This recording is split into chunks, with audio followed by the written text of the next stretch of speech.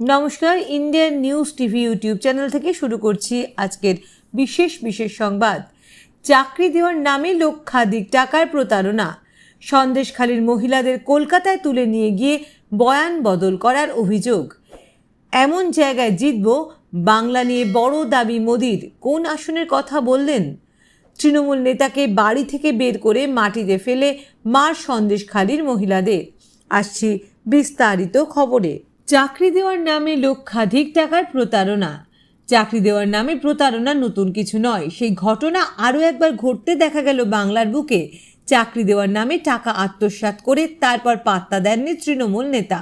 আসলে এবার অভিযোগ উঠেছে দেবের সাংসদ প্রতিনিধি রামপদ মান্নার বিরুদ্ধে। অভিযোগ, আশাকর্মীর চাকরি করে দেওয়ার জন্য তিনি 1,80,000 টাকা নেন। আশাকর্মীর পদে চাকরি করে দেওয়ার নামে টাকা নেওয়ার অভিযোগ উঠেছে ঘাটালের সংসদ প্রতিনিধির বিরুদ্ধে। আর তারপরেই পুলিশের কাছে অভিযোগ যায়। অভিযোগ করা হয় ইমেলের মাধ্যমে। ইমেলের মারফতেই রামপদ মান্নার বিরুদ্ধে সমস্ত অভিযোগ দায়ের করা হয়। কিন্তু রামপদ মান্না বলেন তিনি কিচ্ছুটি জানেন না। বিষয়টি নিয়ে দেব বলেন দোষীরা শাস্তি পাবে। ঘটনাটি ঘটেছে চন্দ্রকোনার ক্ষীরপাই পৌরসভার 7 নম্বর ওয়ার্ডের টেলিবাজার এলাকার বাসিন্দা গঙ্গেশ সাঁতরার সাথে। তার মেয়ের আশাকর্মীর চাকরি হবে এই আশায় দেবের প্রতিনিধি রামপদ মান্নাকে 1,80,000 টাকা দিয়ে প্রতারিত হন গঙ্গেশ সাঁতরা। তিনি প্রথমে অভিযোগ জানাতে চান চন্দ্রকোনা টাউন, কিন্তু সেখানে পুলিশ তার অভিযোগ নেয়নি। এরপর তিনি বাধ্য হয়ে ইমেলের মাধ্যমে অভিযোগ জানান। অভিযোগকারীর দাবি, ঘটনাটি 2022 সালের এপ্রিল মাসের। তখনই আশাকর্মীর চাকরির জন্য এজেন্ট মারফত 1.80 লক্ষ টাকা নেয় রামপদ মান্না। তবে টাকা নিলেও চাকরি আর হয়নি, সাথে সেই টাকা আর ফেরত পায়নি পরিবার। বিষয়টি নিয়ে শাসক দলকে ঘিরে ধরে বিজেপি। গোটা ঘটনাকে ঘিরে রামপদ মান্না বলেন তিনি অভিযোগকারীকে চেনেন না। এছাড়া দেব বলেন বিষয়টি তদন্ত হবে, এছাড়া দোষীদেরও শাস্তি হবে। কিন্তু বিদায়ী সাংসদ দেবকে বিঁধছেন ঘাটালের বিজেপি প্রার্থী হিরণ। সেক্ষেত্রে শাস্তির কথা বলেন দেব। সন্দেশখালীর মহিলাদের কলকাতায় তুলে নিয়ে গিয়ে বয়ান বদল করার অভিযোগ। বিগত কিছুদিন ধরে একের পর এক স্টিং ভিডিও ঘিরে উত্তাল সন্দেশখালী। আর রবিবারের ঘটনা ছাপিয়ে গেল সেই উত্তাপকেও। ভোটের মাঝে ফের নতুন করে উত্তপ্ত হয়ে উঠেছে সন্দেশখালী। নেপথ্যে বিজেপি নেতা গঙ্গাধর কয়ালের ভাইরাল একটি ভিডিও আর নির্যাতিতার বয়ান বদলের অভিযোগ। এই দুই ঘটনাকে কেন্দ্র করে এদিন সকাল থেকেই ধুন্ধুমার অবস্থা। সন্দেশখালীতে ভাইরাল হওয়া একটি স্টিং ভিডিও নিয়ে কিছুটা ব্যাকফুটে চলে গিয়েছিল বিজেপি। অন্তত এমনটাই দাবি তুলেছিল শাসক দল তৃণমূল কংগ্রেস। তবে এদিন ধরা দিল অন্য চিত্রে। রবিবার বিজেপির থানা ঘেরাও থেকে শুরু করে মহিলা বিক্ষোভ, বিধায়ক ঘেরা, এমনকি বিধায়কের সামনে তৃণমূল নেতাকে মাটিতে ফেলে মারধর সন্দেশখালীর মহিলাদের। সব মিলিয়ে নতুন করে ফুঁসে উঠল গোটা এলাকা। প্রসঙ্গত, সম্প্রতি স্থানীয় বিজেপি নেতা গঙ্গাধর কয়ালের ভাইরাল ভিডিও সামনে এনেছে তৃণমূল, যেখানে দেখা যাচ্ছে বিজেপি নেতা বলছেন সন্দেশখালীর গোটা ঘটনার পরিকল্পিত। সবটাই বিরোধী দলনেতা শুভেন্দু অধিকারীর নির্দেশ ও পরামর্শে হয়েছে। অন্যদিকে প্রকাশ্যে এসেছে নির্যাতিতারা তাদের বয়ান বদল করেছে এমন ঘটনাও। বিজেপির অভিযোগ, তৃণমূল জোর করে টাকা দিয়ে নির্যাতিতাদের বয়ান বদল করেছে। শাসকদের কারসাজি এসব। আর এইসব ঘটনার সূত্র ধরে সামনে উঠে আসছে দিলীপ মল্লিকের নাম। এই দিলীপ সন্দেশখালীর স্থানীয় তৃণমূল নেতা। তাকে ঘিরেই উঠছে বিস্ফোরক সব অভিযোগ। গেরুয়া শিবিরের অভিযোগ, এই দিলীপ মল্লিকের নির্যাতিতাদের কলকাতায় তুলে নিয়ে গিয়ে নির্যাতনের বয়ান বদল করাচ্ছেন। প্রভাব খাটিয়ে এসব করছেন শাসক দলের নেতা। এদিন রবিবার দুপুরে সন্দেশখালী থানার সামনে বিক্ষোভ দেখায় বিজেপি।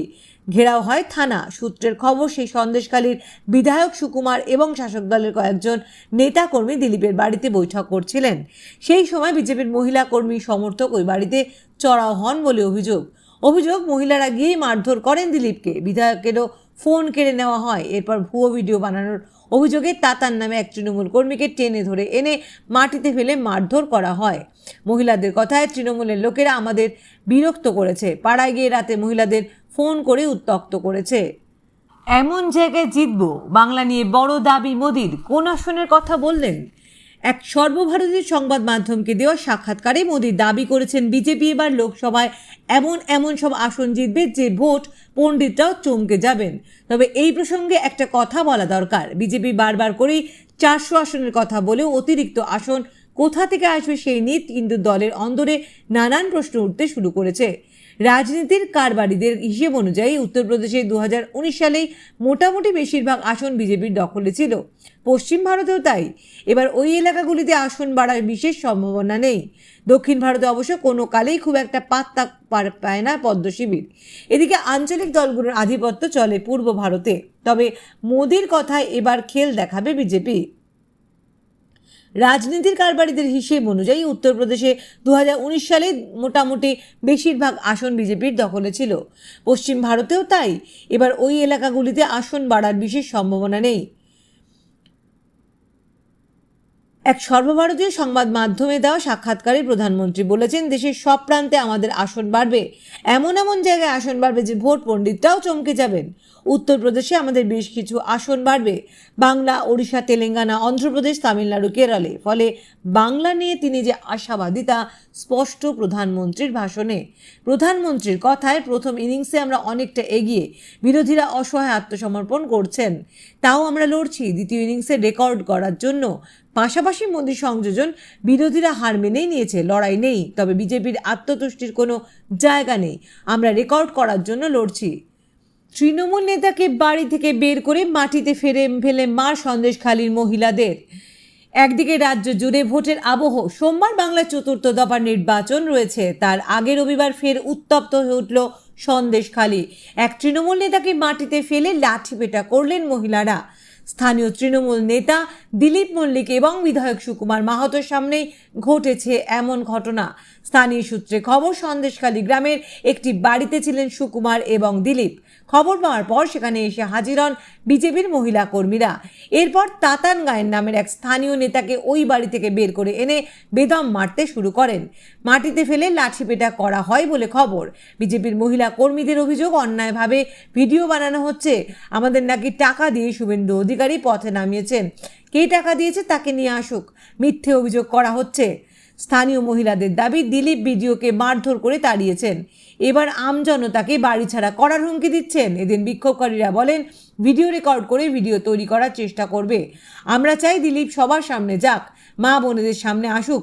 এদিন তাতান নামের যে নেতাকে মারধর করা হয়েছে তার দাবি, বিজেপির কর্মী, গেরুয়া শিবিরে আশ্রিত লোকজন এই কাণ্ড ঘটিয়েছে। দিলীপের সঙ্গে ঘুরতেন, তৃণমূল কংগ্রেসের হয়ে প্রচার করতেন বলেই আজ তার ওপর আক্রমণ হলে বলে দাবি করেছেন তিনি। স্থানীয় সংবাদ এখনের মতো এখানেই শেষ করছি। নমস্কার।